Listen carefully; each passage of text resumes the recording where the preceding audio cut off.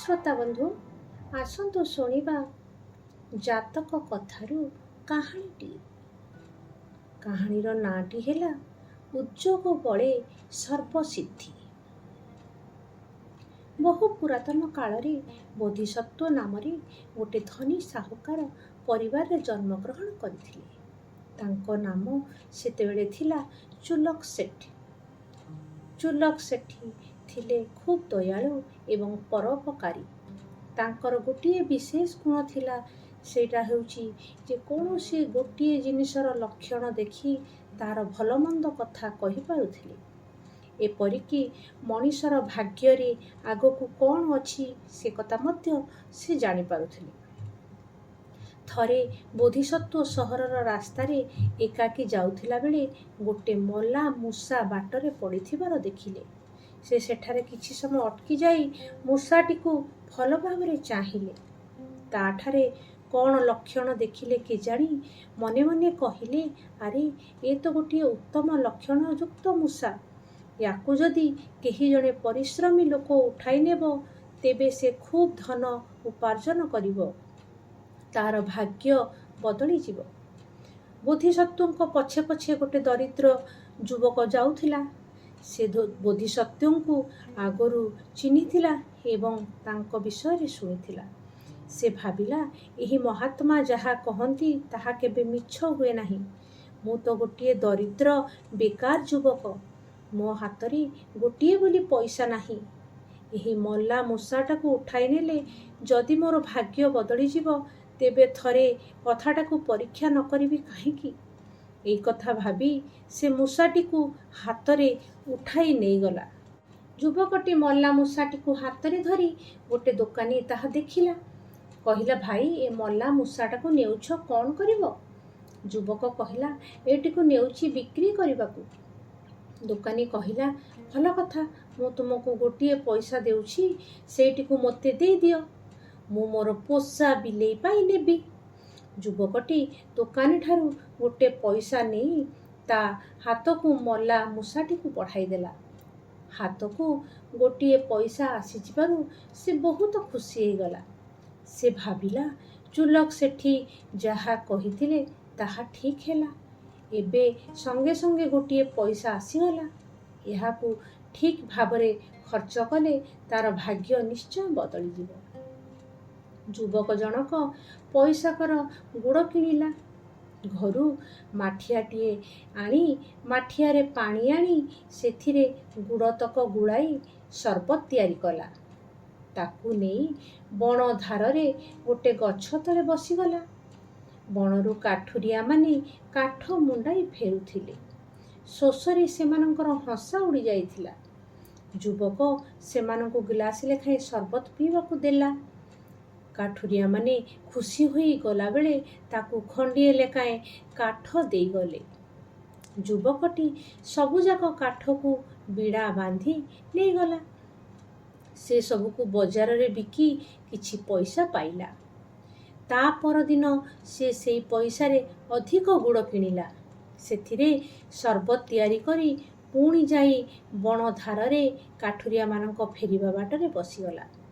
ସେଦିନ ମଧ୍ୟ କାଠୁରିଆମାନେ ସର୍ବତ ପିଇ ଖୁସିରେ ତାଙ୍କୁ ଖଣ୍ଡେ ଲେଖାଏଁ କାଠ ଦେଲେ। ସେ କାଠ ନେଇ ଯୁବକଟି ବଜାରରେ ବିକି ବେଶ୍ 2 ପଇସା ଯୋଗାଡ଼ କଲା। ଏମିତି ପ୍ରତିଦିନ କାଠୁରିଆମାନଙ୍କୁ ସର୍ବତ ପିଆଇ ତା ବଦଳରେ କାଠ ଆଣିଲା ଏବଂ ତାକୁ ବିକି ଢେର କିଛି ପଇସା ରୋଜଗାର କଲା। ଦିନେ ଖୁବ୍ ଜୋରରେ ବର୍ଷା ଏବଂ ଝଡ଼ ତୋଫାନ ହେଲା।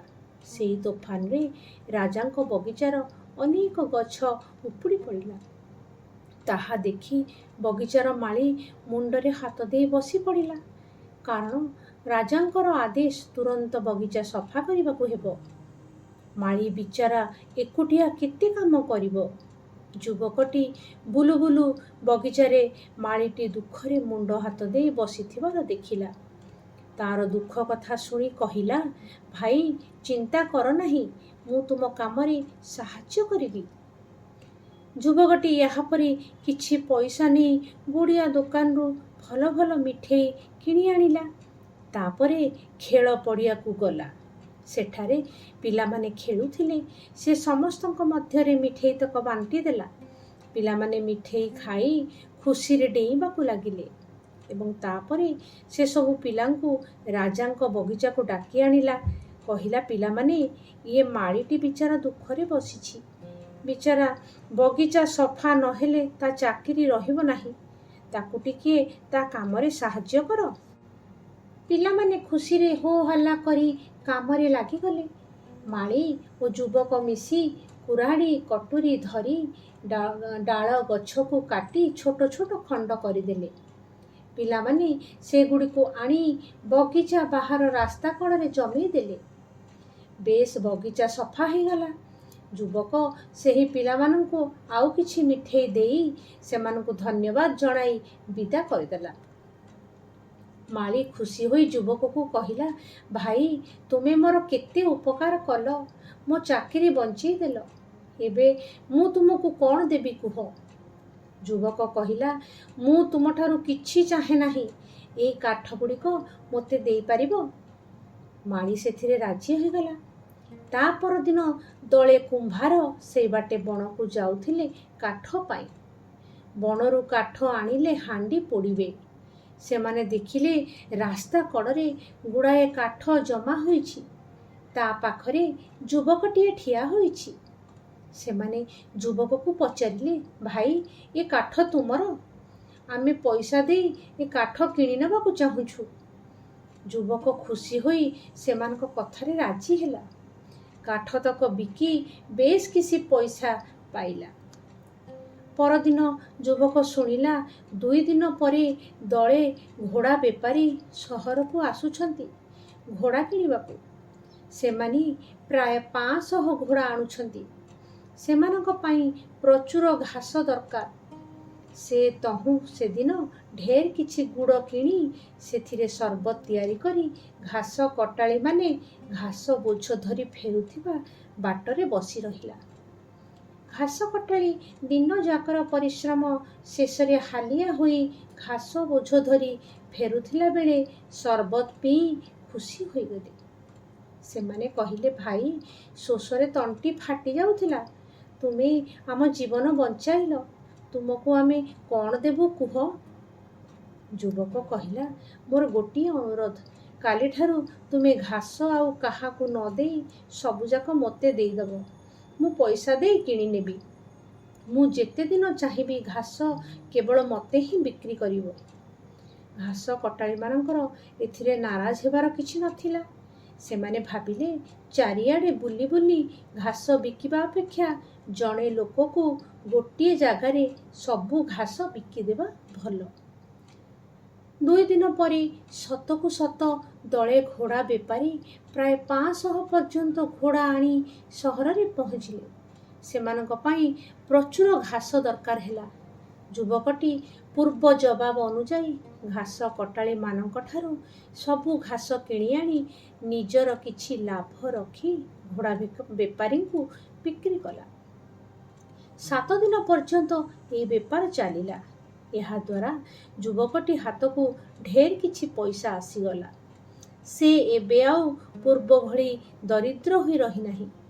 ଏତିକି ବେଳେ ଖବର ପାଇଲା, ବିଦେଶରୁ ଗୋଟିଏ ଜାହାଜ ଆସି ବନ୍ଦରରେ ଲାଗିଛି। ଜାହାଜ ମାଲିକ ନାନାଦି ପ୍ରକାର ଜିନିଷ ଆଣି ବିକ୍ରି କରୁଛନ୍ତି। ସେ ଖବର ପାଇବା କ୍ଷଣି ଭଲ ଭଲ ପୋଷାକ ପିନ୍ଧି ଗୋଟିଏ ଦାମିକା ଗାଡ଼ି ଭଡ଼ା କରି ଜାହାଜ ମାଲିକଙ୍କ ପାଖରେ ଯାଇ ପହଞ୍ଚିଲେ। ସେଠାରେ ଜାହାଜ ମାଲିକଙ୍କ ପାଖରେ ନିଜକୁ ଜଣେ ବଡ଼ ବେପାରୀ ବୋଲି ପରିଚୟ ଦେଇ କହିଲେ, ମୁଁ ତୁମ ଜାହାଜରେ ଥିବା ଜିନିଷକୁ ଏକାଥରକେ କିଣି ନେବାକୁ ଚାହେଁ। ଜାହାଜ ମାଲିକଙ୍କର ଏଥିରେ ନାରାଜ ହେବାର କିଛି ନଥିଲା। ଏକାଥରକେ ସବୁ ଜିନିଷ ବିକ୍ରି ହୋଇଯିବ ଜାଣି ସେ ଖୁସି ହୋଇଗଲେ। ସବୁ ଜିନିଷର ତାଲିକା କରାଯାଇ ଦର ଛିଣ୍ଡିଲା। ଯୁବକ ମୂଲ୍ୟ ବାବଦକୁ କିଛି ଟଙ୍କା ଅଗ୍ରିମ ଦେଇ କହିଲା, ରଖ ଏ ଟଙ୍କା। ମୋ ଜିନିଷ ତୁମ ଜାହାଜରେ ରହିଲା। ମୁଁ ଗୋଦାମ ଠିକ୍ କରି ଆସିବା ପରେ ସପ୍ତାହକ ପରେ ଅବଶିଷ୍ଟ ଟଙ୍କା ଦେଇ ମୋ ଜିନିଷ ଉତାରି ନେବି।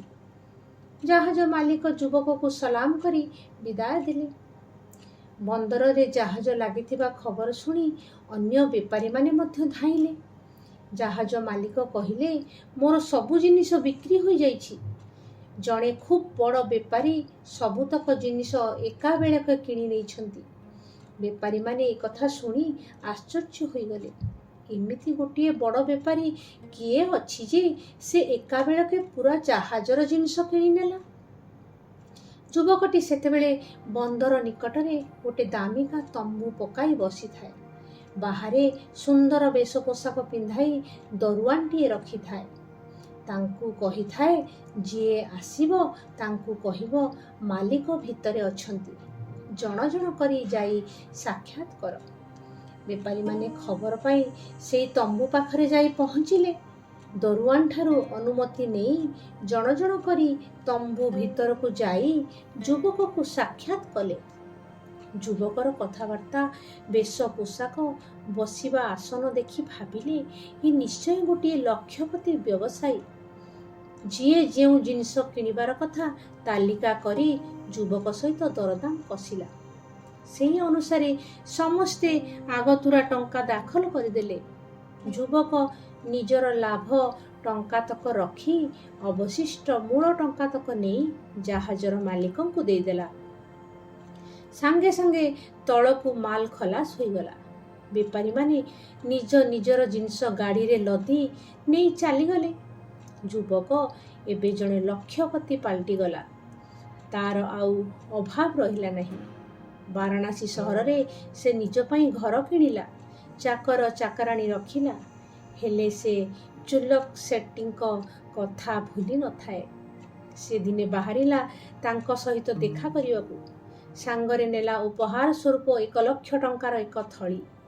ଟଙ୍କା ଥଳିଟି ତାଙ୍କ ପାଖରେ ଥୋଇଦେଇ ତାଙ୍କୁ ପ୍ରଣାମ କରି କହିଲା, ମହାଶୟ, ଆପଣଙ୍କ ଦୟାରୁ ମୁଁ ଆଜି ଏତେ ବଡ଼ ସୌଭାଗ୍ୟର ଅଧିକାରୀ ହେଇଛି।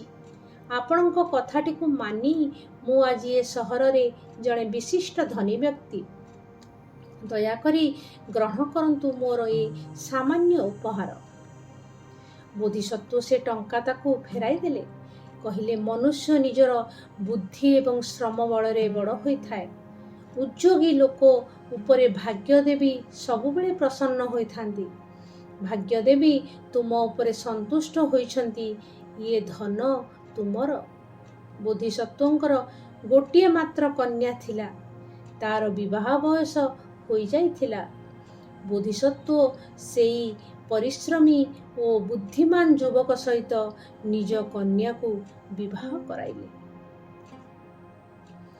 ଶ୍ରୋତାବନ୍ଧୁ, ଆଉ ଗୋଟିଏ ସୁନ୍ଦର କାହାଣୀ ନେଇ ମୁଁ ଉପସ୍ଥିତ ହେବି ମୋର ଆଗାମୀ ଅଧ୍ୟାୟରେ। ନମସ୍କାର।